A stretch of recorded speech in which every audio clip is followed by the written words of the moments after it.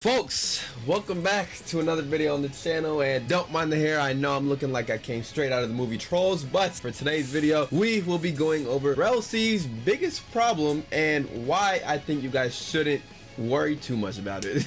But before that, we have a couple sneaks to check out and also kind of dissect and discuss for a little bit as well. So let's get right into it, boys. As you can see right here on the screen, we have a sneak they put out 2 days ago, and it's pretty much Lapon. Hopefully I said that right. He was actually very early on in the series. He was literally within the first 100 episodes or so. So I completely kind of forgot this was a thing until I re-looked it up and I realized, oh shit, he was in the series, you know. Let's just look at the animations for a second, and then I'll kind of go a little bit more in depth on the lore of it and stuff like that. So I guess this is a model looking very big and plump. Yeah, so I mean, nothing too crazy. I mean, it does look pretty crazy because I don't remember the last time I've seen Lapon in any One Piece game, to be honest with you. So yeah, you know, this is pretty much the idle animation. So why this is really cool is simply for a few reasons, right? So in the actual show, we found Lapon in Drum Island. So I'll pull up this thing right here as well so you guys can kind of get the gist of it, you know what I'm saying? They met the Lapons in Drum Island, right? And as you can see right here, there is literally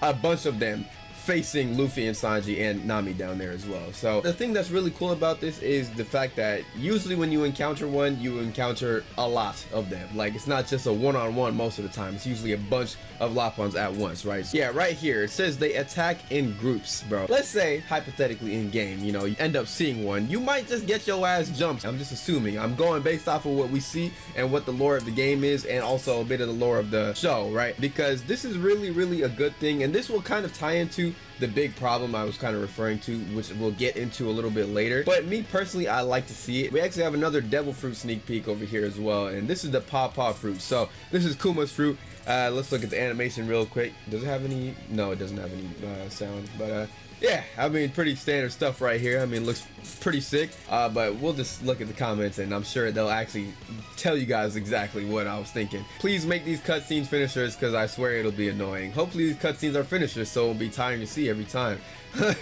Yeah, so you know, you're kind of seeing a reoccurring theme with this, and again, we'll get into it a little bit more in the middle of the video. But yeah, anyways, I think it looks pretty cool so far for what we have. I don't actually know what move this is from Kuma's fruit. I have watched the series, but I feel like I don't remember this move whatsoever. So it's probably like a custom move, or I'm just slow. Now, moving on to a sneak we just saw. Like, literally this came out 2 minutes ago. Here's the Tori model Falcon. Oh, hold on a second. Oh. Nah, this guy, nah, like, look. Why does he look so like he just doesn't give a fuck? Nah, this is sick though. He literally has his own combo string. I don't know why I'm surprised, because we've seen Leopard has his entire own combo strings as well. But like, it's just so crazy to see like developers actually caring about a One Piece game. I don't know, it feels really weird. Like, you don't see this little detail. Like, that's why I pointed out the idle animation, because you wouldn't really see that, even though it's the smallest thing.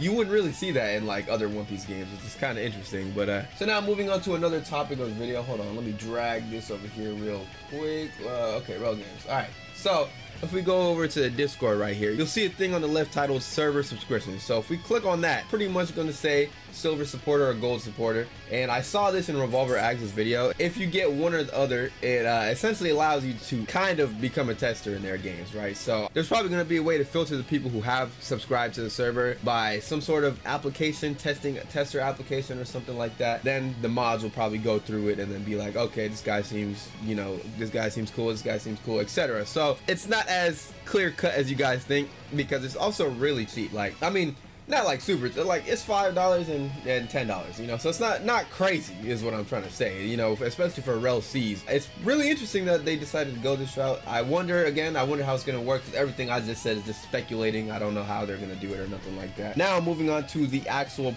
problems that I was talking about earlier. Okay, so the problem with RellSeas, all right, I'll go over the very first one real quick, and there's pretty much talking about how there's so much of an emphasis on the cutscenes in game. I'll just put like a thing behind me so you guys can see what I'm talking about. But apparently people are having like sort of an issue now with how many cutscenes there are in games with certain moves. And also, you guys saw with the Twitter comments we were reading earlier, it seems like people do not like the cutscenes, or they do, but they want them to be more reserved for like finisher moves and things of that nature. I personally do like the cutscenes. I see where people are coming from when they say like, oh, it might get annoying and stuff like that.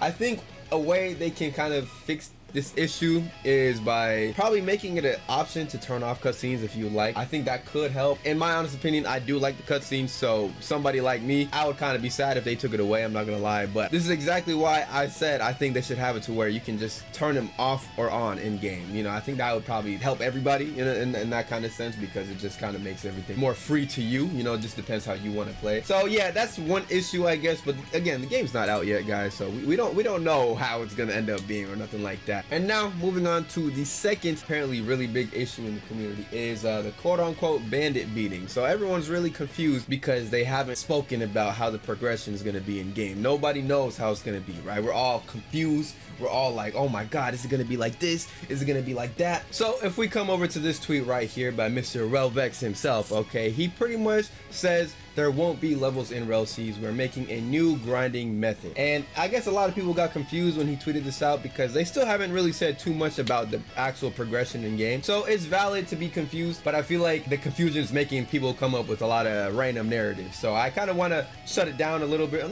Not shut it down, but kind of add a little bit of knowledge. Yeah, pretty much throughout every RPG game in existence, MMORPG, you're going to fight bandits and you're going to level up. Okay, that's just how it is. Okay, it's like, even if it's not levels, some form of progression, whatever the progression is, you're gonna most likely fight something and level. You know what I mean? So a game that has you fighting bandits is not automatically a bandit beater. Like you need to, you know, dead that concept in your head. Just because you fight a single bandit or some bandits in the game does not mean it's a bandit beater whatsoever. Okay, so I'm saying that because people are kind of making it sound like this game cannot have any bandit fighting whatsoever. You're not allowed to hit one damn NPC or it's a bandit beater. As soon as you see an NPC spawn in, bandit beater, like, no, that's not how it is. Okay, obviously there's gonna be bandits you have to fight in this game, as we've seen earlier. Lapon right here, like, clearly we're gonna have to fight bandits. That's, nothing is wrong with that. Bandit beating is more along the lines of, no offense, blocks fruits. The only way you progress is by fighting a bandit. Like, literally, that's like the main thing. That's it. Like, you just go in there and fight a bandit and you can auto farm it. It's one of them games, the world doesn't feel full, you don't really do much. Like Arcane Odyssey, for example, that game is not a bandit beater. And what do you do in that game? You fight bandits sometimes, don't you? You do fight bandits. Like, that's perfectly fine. The main issue with this is the fact that when it just feels so soulless and like you're just sitting there farming for nothing, that's a bandit beater. But in this case, we've already heard from the Rell brothers themselves, there's going to be so much more to do in game. The exploration is going to be a huge part of the progression and stuff like that. So everybody calm down.